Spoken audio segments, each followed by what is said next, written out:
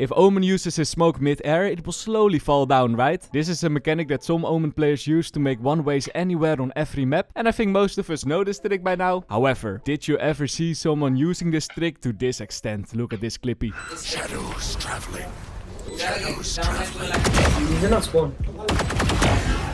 This is such an insane round, man. Well played. And luckily for you, this isn't the only insane round of this video, because you're watching a new episode of the Valorant Tips and Tricks Sent by You series. During this series, I show tons of tips and tricks that you guys sent to me, and besides old tricks like the last one, I got a lot of new and unique mechanics in this episode. Also, like every episode, I'm giving away a battle pass to a random submission. This week's winner is FlickGodOV, congrats. And if you want the chance to win a battle pass in the next episode, you can submit tricks in the Lowlander Discord server, and you might get lucky next week. Now sit back, relax, and let's start with the strange harbor mechanic. Usually if you use your harbor wall and an enemy flashes behind that wall, of course you won't get blinded, right? This makes sense, the wall blocks the flash. However, this isn't always the case. The reason is that the top of the harbor wall is actually transparent for flashes. Take a look at the background. Breach is using his flash. I don't see the flash anywhere, but still I get blinded. I know, it's a very dumb mechanic, so I hope that this doesn't happen to you in game. Unless you are the one that's using this mechanic, of course. About strange mechanics, did you know that if you throw the deadlock barrier on an active spike, it will just disappear instantly. So my friends, if you play deadlock and you want to block off the spike, just throw your barrier a little in front of it and not on it. Next tricky, and for it I want you to take a look at this clip.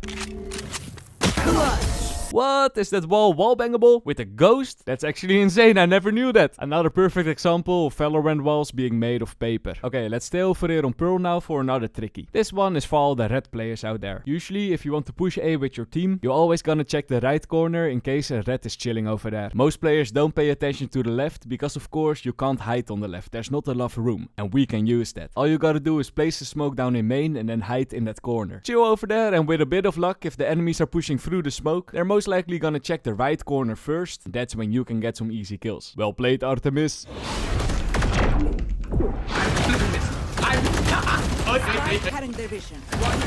Of course, you can use this trick on a lot of spots. You don't need a small corner like here on Pearl. Take Sunset as an example. If you place a smoke over here in main, you can just chill on the left of the smoke. Most players will look at the right here too, and easy peasy kills.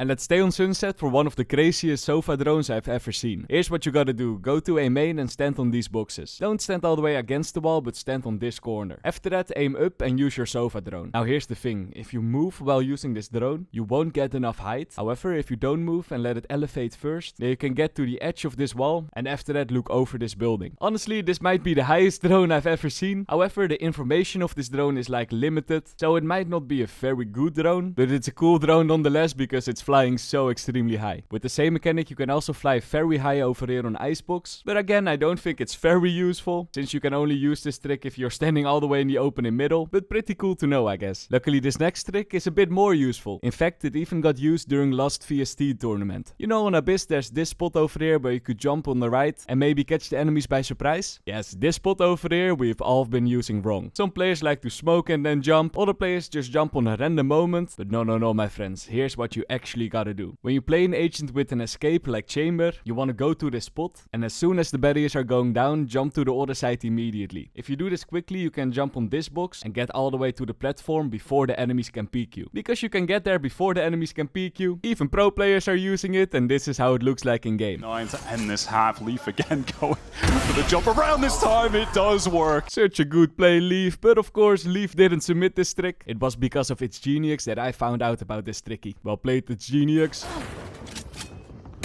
One enemy remaining. And while we're over here on Abyss, here's another aggressive tricky that I've never seen before, but it's solid, it's solid. Look at this.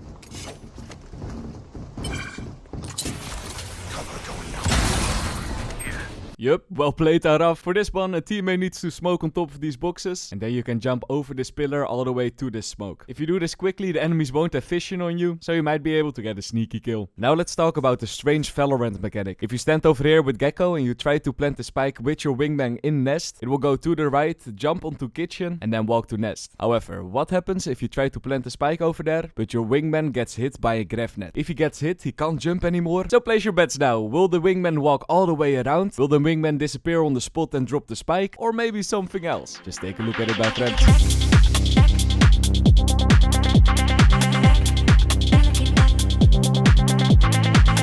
Yup, if you have guessed that the wingman will plant the spike on a random other spot, then you were right. But I never knew this was a thing. Let's take a small break from the tricks now to go to my favorite part of this series, the trick shots. This time we're focusing on lucky shots. First up, some double kills where you can't even see the second enemy. Look at this.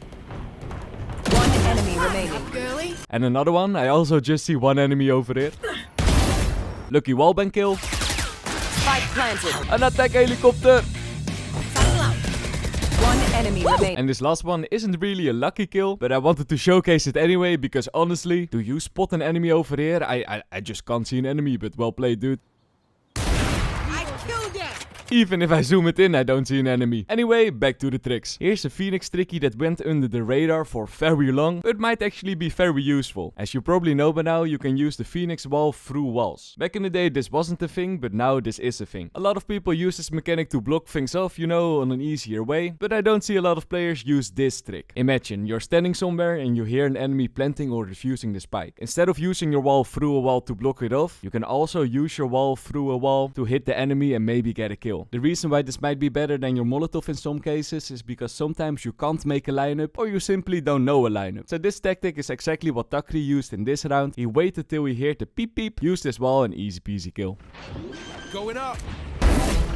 Very nice, Takri. This wasn't the only clip that he submitted, by the way. This guy has always insane Phoenix lineups, like the simple combo on Pearl. Aim a little bit above the pillar in main, do a running jumping throw with your molly, and with a bit of luck the enemies will get flashed, will hide behind the pillar, and then burn over there. Look at this. Careful now. Watch your eyes. That's done. Did you know that with Vice, if you're standing in B main, you can place your flash over here through the wall and it will go all the way to market. This might be a little situational flash, but you might catch an enemy off guard if you use it with an aggressive push or something. A tricky that's less situational but doesn't get used enough is this Cypher trick. What a lot of Cypher players will do is place a setup at the start of the round and then keep that setup all the way till the end. And this is a big waste, my friends. A big strength of the tripwire is that if you place it down and pick it up, you can use it immediately after. There's no cooldown on this ability. This means that if you're playing in market, for example, you place your trips on B side, but suddenly you hear enemies in middle, then just pick them up and place them in mid for some easy kills. This is what Froggy did in this round. Well played, my friend. Careful. One enemy remaining. B. Now take a look at this clip. One enemy remaining. Vice was long. Spike down A. Good shit. Wait.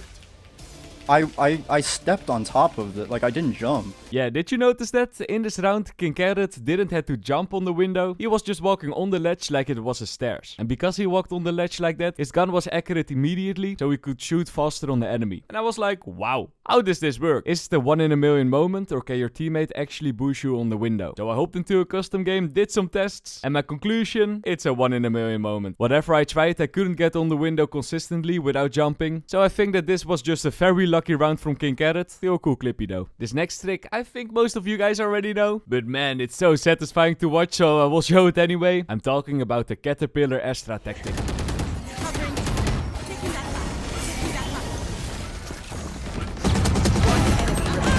Well played, my friend. It's been a while since I've seen someone using this tactic. And this was the last trick of this video. Big shout out to everyone who submitted in a trick. Also, big shout out to all the Bobber fans again. I hope you learned something new, and I see you guys in the next one. Bye bye.